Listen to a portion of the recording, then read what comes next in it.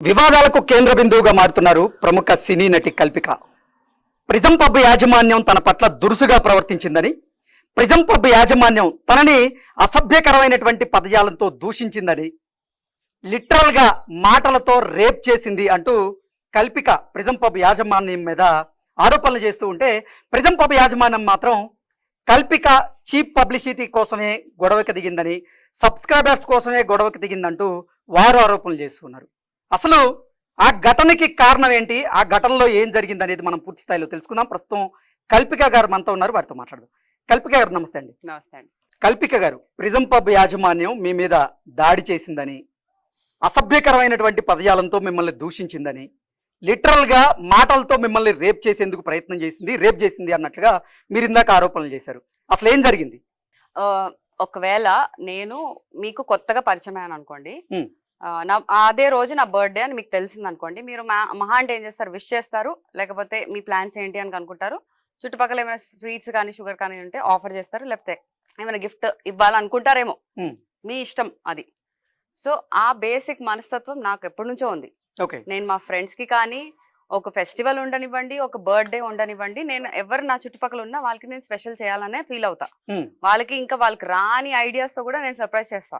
అంత క్రియేటివిటీ ఉందన్నమాట నాకు.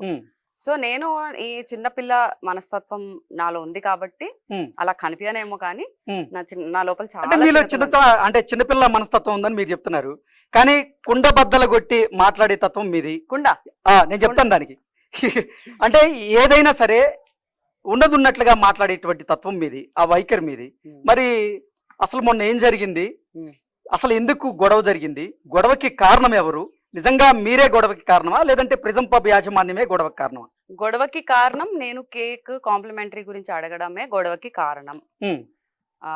దాన్ని చాలా గ్రేస్ఫుల్ గా క్లోజ్ చేసేయచ్చు వాళ్ళు కానీ నేను కానీ. నేను అనుకుంటే అది పెద్ద అసలు అంత డ్రాగ్ అయ్యేది కూడా కాదు. కానీ ప్రతి సెకండ్ వాళ్ళు డిస్రెస్పెక్ట్ చేసుకుంటూ, డిగ్నిటీ మీద పాయింట్అవుట్ చేసుకుంటూ, వాళ్ళ యాక్షన్స్ తో వాళ్ళ బిహేవియర్ తో వాళ్ళు చాలా దిగజారిపోయి దేవర్ బిహేవింగ్. ఇంకా అన్నిటికీ ఒక లిమిట్ అనేది ఉంటది కాబట్టి ఏం చేశారంటే, నేను మొత్తం ఇంటర్వ్యూలో చెప్పడం జరిగింది, మళ్ళీ చెప్పాలనుకోవట్లేదు, ప్లీజ్ ఏమనుకోకండి. కానీ అంటే అసభ్యకరమైనటువంటి పదజాలంతో మిమ్మల్ని దూషించారంటూ మీరు చెప్పారు. అంటే ఏంటి, నిజంగా మిమ్మల్ని బూతులు తిట్టారా, లేదంటే మీ మీద దాడికి చేసేందుకు ప్రయత్నం చేశారా, ఏం చేశారు? అసలు నేను బూతులు వాడచ్చా అసలు? అంటే మిమ్మల్ని ఏం తిట్టారని చెప్పొచ్చు, మేము బీపీ వేసుకుంటాం. వాడారు, మీరు రోజు అదే పనులు చేసుకొని డబ్బులు సంపాదిస్తున్నారు. మా పేరెంట్స్ వరకు వెళ్ళారు, వాళ్ళు నన్ను ఎలా కన్నారు కూడా వాళ్ళు చెప్తున్నారు. నాతో పాటు ఒక ఫ్రెండ్ వచ్చారు, తను ఫిజికలీ డిసేబుల్డ్ పర్సన్, కొంచెం లెఫ్ట్ హ్యాండ్ పని చేయదు. తనని కూడా ఎంత లెవెల్లో అసలు ఒక మనిషి అని కూడా చూడకుండా, పోనీ సేమ్ జాతే కదా, మగజాతే కదా, అట్లీస్ట్ మగజాతికనే రెస్పెక్ట్ లేదా మీకు? తనని కూడా అంతే దరిద్రంగా, అసలు నువ్వు నిజంగా నువ్వు మర్దవైతే అమ్మాయితో వచ్చావు కదా, మాట్లాడరా, నువ్వు వచ్చి మాట్లాడరా, అమ్మాయి చేత మాట్లాడించి నువ్వు అంతా పంచాయతీ చూస్తున్నావా, ఏందిరా ఏ చూపి ప్యాంట్ ఇప్పి చూపి రాకండి, ఇట్లా మాట్లాడారండి. పాపం నేను నా ఫ్రెండ్ ఎక్కడ భయపడతారేమో అని నేను భయపడ్డాను తప్ప వాళ్ళందరితో నాకు అసలు ఫరక్ కూడా పడలేదు. నేను మా ఫ్రెండ్ ని కాపాడడంలో బిజీ ఉన్నా. నేను నువ్వు రియాక్ట్ అవ్వకు, నేను చూసుకుంటా. నేను ఇంతే చెప్తుంటే పోలీసు వాళ్ళు వచ్చి నన్ను ఆపుతున్నారు మళ్ళీ దానికి. తనేమో మా మీద వస్తున్నాడు. ఓకే, మీరు ప్రిజం పబ్ కి వెళ్ళడం జరిగింది, అక్కడ కేక్ ఆర్డర్ చేయడం జరిగింది. కేక్ వచ్చిన తర్వాత మీరు కాంప్లిమెంట్ గా కేక్ ని అడగడం కూడా జరిగింది, వాళ్ళు ఇవ్వడం అని చెప్పడం కూడా జరిగింది. మరి మీరు ఎందుకు దాన్ని ఇష్యూ చేశారు? కాంప్లిమెంట్ ఇవ్వను అని చెప్పిన తర్వాత వదిలేయచ్చు కదా. కాంప్లిమెంట్ ఇవ్వను అని చెప్పలేదు, మా పాలసీస్ లో ఇది లేవు అని చెప్పారు కాబట్టి, సరే మీ అప్పర్ మేనేజ్మెంట్ ఉన్నారు కదా, వాళ్ళకి చెప్పండి, నేను వాళ్ళ దగ్గర కన్ఫర్మ్ చేసుకుంటా. లేదంటే నాకు స్విగ్గీ డైనౌట్ ఉంది, దాంట్లో 15% ఆఫ్ ఉందండి. 15 ఎంత వస్తుంది? 15% ఆఫ్ 2000 కి చెప్పండి. So I'm ready to take that offer also. ఇదంతా అవ్వకపోతే అదే తీసుకుందామని నేను స్విగ్గీ యాప్ కూడా ఓపెన్ చేసి పెట్టుకున్నాను బిల్ పే చేయడానికి. So it is not about complimentary, it is not about the cake, it is about the culture that we follow in Hyderabad. ఆ కల్చర్ మీద నేను ఆ లిబర్టీ తీసుకొని మాట్లాడడం తప్ప నాకు ఆ కేక్ తో ఏమొస్తుందండి, ఆ 2000 తో నాకేమొస్తుంది? ప్రిజం పబ్ యాజమాన్యం మీ మీద దాడి చేసిందా, మీ మీద రేప్ చేసిందా? రేప్ అంటే తెలుసా? యా, ఆఫ్ కోర్స్ నాకు అయింది కూడా. I know what is rape. మళ్ళీ అడుగుతున్నా నేను మిమ్మల్ని, ప్రిజం పబ్ యాజమాన్యం మీ మీద రేపుకి ప్రయత్నం చేసిందా, రేప్ చేసిందా? స్టాఫా ఒకలా స్టాఫ్ గానీ అంటే సిబ్బంది గానీ లేకపోతే యాజమాన్యం గానీ ఎవరైనా గానీ రేప్ చేశారా? ఎస్, మాటలతో ఓకే. మాటలతో చూపులతో వాళ్ళ యాక్షన్స్ తో అండ్ వాళ్ళతో పాటు ఆ పోలీస్ వాళ్ళు కూడా, సార్ తిప్పండి సార్, పోలీస్ వాళ్ళు కూడా చేశారు అని నేను చెప్తా. ఓకే, అంటే పోలీస్ వారు కూడా మీ పట్ల దురుసుగా ప్రవర్తించారా? ఏమన్నారు అసలు పోలీస్ వాళ్ళు? ఏమనలేదు, అదే కదా, ఏమన్నా అంటే బాగుండేది. అంటే దురుసుగా ప్రవర్తించారని చెప్పి మీరే చెప్తున్నారు, మళ్ళీ దురుసుగా ఏమనలేదని అంటే- మీరే దురుసుగా చెప్తున్నారు. అంటే నేను ఏం మాట్లాడినా వాళ్ళకి ఒక కరెక్ట్ మైండ్ సెట్ తో వాళ్ళు వినడానికే రెడీ లేరు. ఎందుకంటే looks like they have a connection with prism people, ఏదో కనెక్షన్ ఉంది. సో ఆ కనెక్షన్ వల్ల వాళ్ళు భయపడి మాట్లాడలేదో లేకపోతే నా అగేన్స్ట్ గా మాట్లాడడానికి చూస్తున్నారో కూడా వాళ్ళకే అర్థం కావట్లేదు. వాళ్ళకు పెద్ద కన్ఫ్యూజన్ స్టేట్ లో ఉంచిపోయారు. అందుకే చాలా మటుకు మీరు చూస్తే కామ్ గా ఉన్నారు వాళ్ళు లైవ్ లో, ఏం చెప్పలేకపోతున్నారు. వాళ్ళు బ్యాడ్జ్ పేర్లు కూడా చూపించలేకపోతున్నారండి. నేను లైవ్ లో క్యాప్చర్ చేస్తుంటే కవర్ చేసుకుంటున్నారు ఇట్లా. ఎందుకు సార్ మీకు మీ పేరు మీద కూడా అంత ఇది ఉందా అని కూడా చెప్పడం జరిగింది. సో సైలెన్స్ చాలా మటుకు చాలా సిచ్యువేషన్స్ లో హెల్ప్ అవుతుంది అంటాం, కానీ ఇలాంటి సిచ్యువేషన్స్ లో సైలెన్స్ కాదండి, మన కరెక్ట్ మాటలు బయటికి రావాలి. శారీరకంగా మీ మీద దాడి చేశారా? టచ్ అంటారా? పోలీస్ వాళ్ళు రాకపోయింటే ఖచ్చితంగా అయ్యేదండి. పోలీస్ వాళ్ళు రావడంతో అదొక్కటే అడ్వాంటేజ్ అని నేను చూస్తున్నాను. ఓకే, బికాస్ వాళ్ళు ఆల్మోస్ట్ ఇంత ఇంత ఇంత గ్యాప్ లో కూడా వచ్చి మాట్లాడడం జరిగింది, అరవడం జరిగింది, అన్ని చేయడం జరిగింది. ఓకే, కల్పిక గారు మీరు డ్రగ్స్ తీసుకుంటారా? లేదండి, నేను ట్రై చేశాను బట్ నేను తీసుకోను. ఓకే, డ్రింక్ చేస్తారా? చేసేదాన్ని, ఇప్పుడు చేయట్లేదు. ఓకే, కల్పిక డ్రగ్స్ తీసుకుంటారని, డ్రింక్ చేస్తారు అన్నట్లుగా పబ్ యాజమాన్యం చెప్తున్నారు. అసలు ఏంటి, ఆ రోజు మీరు నిజంగా డ్రింక్ చేసి ఉన్నారా? వామ్ వాటర్, వాళ్ళ లోకల్ వామ్ వాటర్ తాగాను. నేను బాటిల్ వాటర్ కూడా తీసుకోను. ఓకే, వామ్ వాటర్ అంటే వామ్ వాటర్ కి అంత ఎనర్జీ వచ్చిందా మీకు? నాకు నార్మల్ గానే అంత ఉంటుందండి. ఓకే, సో వామ్ వాటర్, నాకు కంటిన్యూస్ సైనస్ ఆస్తమా ఎలర్జీస్ ఉన్నాయి తప్ప నేను దానికోసం ఎప్పుడు వామ్ వాటర్ తీసుకుంటా తప్ప. కోల్డ్ ఐస్ క్రీమ్ కూడా తినాలంటే దానికి ముందు వెనకాల ఒక పంచాయతీ ఉంటుంది నాకు. అట్లా అంటే మీరేదో కాంట్రవర్సీ కోసమే ఆ పబ్కు వెళ్ళినట్లుగా, కాంట్రవర్సీ కోసమే ఆ గొడవ చేసినట్లుగా, మీరు సబ్స్క్రైబర్స్ కోసం అలాగే పబ్లిసిటీ కోసమే ఆ గొడవకి దిగినట్లుగా మరి ప్రిజం పబ్ చెప్తుందా, మీరేనా ఉంటారు? ఇదే నా రియాక్షన్. కాంట్రవర్సీ నేను ఎందుకు చేసుకోవాలండి, నాకేం అవసరం, నా వర్క్ ఉందండి నాకు బిజీ పెట్టడానికి. ఈ స్టేట్మెంట్ విని విని నా చెవు నుంచి, నా కళ్ళ నుంచి, నా నోటి నుంచి రక్తం వస్తుందండి. అంటే తెలుగు చిత్ర పరిశ్రమలో కల్పికకి ప్రస్తుతం అవకాశాలు లేవని, అవకాశాలు లేవు కాబట్టే ఆవిడ పబ్లిసిటీ కోసం ప్రయత్నం చేస్తూ ఈ గొడవకు దిగిందంటూ వాళ్ళు చెప్తున్నారు, మరి మీరేమంటారు? సో నేను 2.5 years బ్యాక్ ఒక వెబ్ సిరీస్ చేసా, దయా అని. పవన్ సాధనేని గారే డైరెక్టర్. ఓకే, ఇప్పుడు నెక్స్ట్ ఒక ప్రాజెక్ట్ కి అసోసియేట్ అవుతున్నాను మళ్ళీ పవన్ గారితోనే. It's called AOT. దాని ముందు ఒక ఫిల్మ్ కి నేను డైరెక్షన్ డిపార్ట్మెంట్ లో చేసా, మగాడు మూవీ పేరు. అది కొంచెం పాజ్ అయింది, ఇప్పుడు మళ్ళీ రీస్టార్ట్ అవుతుంది. థర్డ్ ప్రాజెక్ట్ మళ్ళీ పవన్ సాధనేని గారిదే AOT లో. Some way are the other I'm gonna get associated. AOT అంటే ఆకాశంలో తార. దయ చూపించి ఈ మగాళ్ళందరికీ నేను ఒక ఆకాశంలో తార అని చూపించుకుంటా. మగాళ్ళందరూ అని చెప్పి నా సైడ్ చూపిస్తారు, సెంటర్ లో వచ్చింది అది అంతే. ఓకే, సో నా మూవీసే speaks my whole life. Okay, present ఏ ప్రాజెక్ట్స్ ఉన్నాయి మీకు? మగాడు, AOT, అండ్ నేను చాలా స్క్రిప్ట్స్ అనాలిసిస్ చేస్తున్నాను ప్రస్తుతానికి. స్క్రిప్ట్స్ వింటూ ఉన్నాను, ఏది బాగా నచ్చి డిఫరెంట్ గా అనిపిస్తే నేను చేస్తా, ఏ లాంగ్వేజ్ లో అయినా చేస్తా.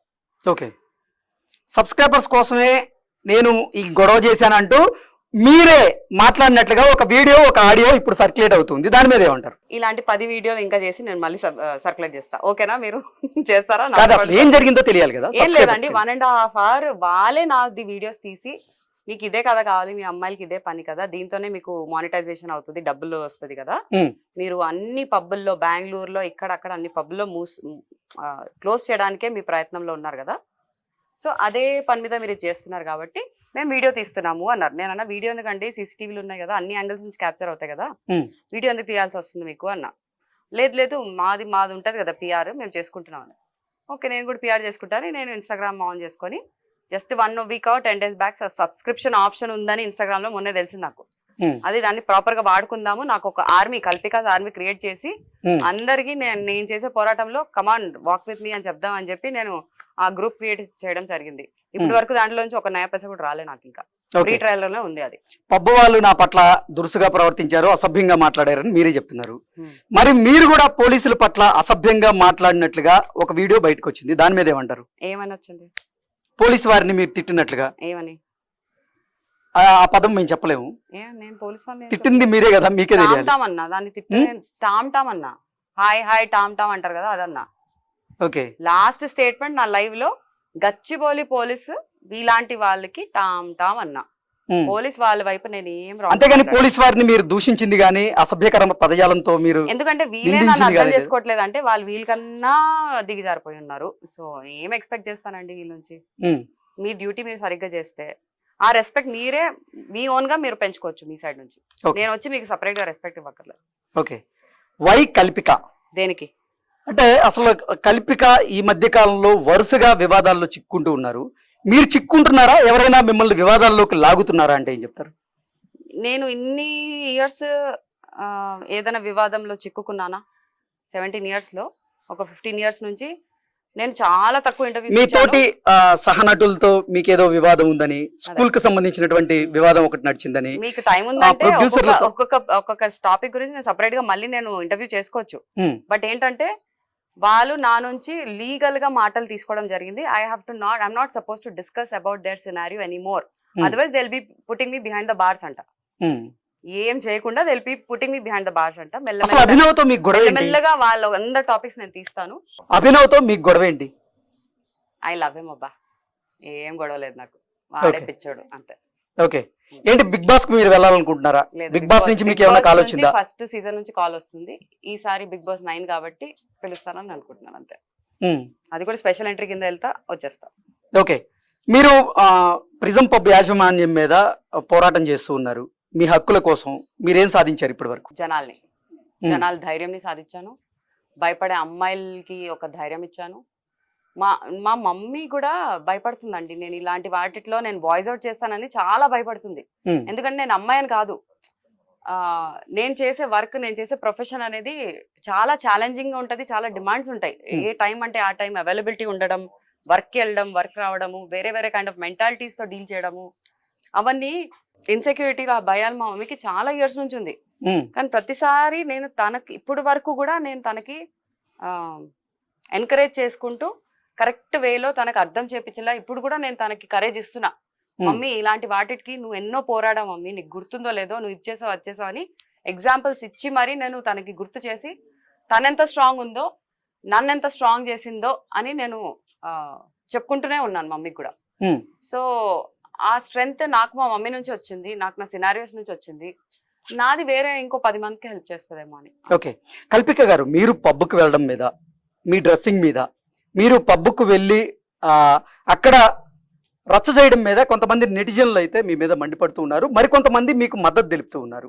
అంటే అసలు నైట్ టైంలో కల్పిక పబ్కే ఎందుకు వెళ్ళింది, అక్కడ ఎందుకు డ్రింక్ చేసింది, అక్కడ ఎందుకు రచ్చబెట్టుకుంది వాళ్ళతో, ఇలా రకరకాలుగా కొంతమంది మిమ్మల్ని దుమ్మెత్తిపోస్తూ ఉంటే మరికొంతమంది మీకు సపోర్ట్ చేస్తూ ఉన్నారు, మద్దతు తెలుపుతున్నారు. ఒక మహిళ అయితే ఏంటి పబ్కు వెళ్ళకూడదా, ఎంజాయ్ చేయకూడదా, తన పర్సనల్ లైఫ్ని తాను ఎంజాయ్ చేయడంలో తప్పే ఉంది అంటూ మీకు మద్దతు తెలిపే వాళ్ళు ఉన్నారు. అసలు ఫైనల్ గా మీరేమంటారు? ఒక మహిళ అయితే నిజంగా పబ్కి వెళ్ళడం తప్పంటారు? ఇవాళ నేను వేసుకున్న బట్టలు మీకు ఈ ఒకేషన్ కి కరెక్ట్ అనిపించిందా? ఈ ఒకేషన్ కి కరెక్ట్ అనిపించిందా మీకు? మీకు మీ ఇష్టం అది కదా, మీరే ఆన్సర్ ఇచ్చేసారు. సో 10 మందికైనా నేను ఒపీనియన్స్, వాళ్ళ ఒపీనియన్స్ నేను చేంజ్ చేయలేను. నాకు నచ్చినట్లు నేను ఎప్పుడు ఉన్నాను, ఎప్పుడు చేస్తాను. కానీ ఏ ఒకేషన్ లో ఎలా రెడీ అవ్వాలో నాకు తెలుసు, ఏ దాంట్లో ఎలా కంఫర్టబుల్ గా ఉండాలో నాకు తెలుసు. ఇప్పుడు ఈ పబ్ విషయంలో వస్తారా, పార్టీల విషయంలో వస్తారా, తాగుడు విషయంలో వస్తారా? కొంతమంది పొద్దు నుంచి సాయంత్రం వరకు కూడా బర్త్డే పార్టీ చేసుకుంటారండి ఇంట్లో. సో దానికి నేను నైట్ లోనే తాగాల్సిన అవసరం లేదు, డేలో తాగాల్సిన అవసరం లేదు. తాగాలంటే దానికి ఒక టైం అవసరం లేదు, తాగొద్దంటే కూడా దానికి ఒక టైం అవసరం లేదు. సో ఎవరు ఏం చేసినా అది వాళ్ళ చాయిస్. వాళ్ళు ఏం తప్పులు చేసినా తప్పులు చేసి నేర్చుకొని బయటకు వస్తే అందరికి మంచిది. మీరు చిన్నప్పటి నుంచి కూడా ఇలాగే ఉన్నారా? మీ వైఖరి ఇలాగే ఉందా? అంటే ఏ విషయాన్నైనా సరే ముక్కుసూటిగా చెప్పేటువంటి స్వభావం మీది? ఐ థింక్ నేను నా ప్రోగ్రెసివ్ మూవీస్ క్యారెక్టర్స్ చేయడంతో నాకు ఆ వాయిస్ వచ్చిందన్న ఫీలింగ్. నా థాట్ ప్రాసెస్ ఇదే ఉండే, కానీ నేను ఎప్పుడు వాయిస్ అవుట్ చేయలేదు. ఎందుకంటే నేను చిన్నప్పటి నుంచి చాలా అంటే చాలా ఇంట్రోవర్ట్. నాకు ఒక గిన్నెస్ రికార్డ్ ఇచ్చేయచ్చు, అంత ఇంట్రోవర్ట్ పర్సన్, అంత భయపడేదాన్ని నేను. జనాలంటే ఏదున్నా, స్టేజ్ అంటే కూడా భయం ఉండేది. కెమెరా నేను ఎలా ఫేస్ చేశానో నాకే తెలియదు కానీ సో నా థాట్ ప్రాసెస్ ప్రతిసారి అలానే ఉండే కానీ వాయిసింగ్ అనేది ఈ మధ్య స్టార్ట్ అయింది. ఓకే, చివరిగా అయిపోయింది. ఇండస్ట్రీలో మీరు ఎప్పుడైనా కాస్టింగ్ ఫేస్ నేను చేశారా? మాట్లాడను దీని గురించి. నేను మాట్లాడా. ఎందుకు భయం? వాకౌట్. భయమా?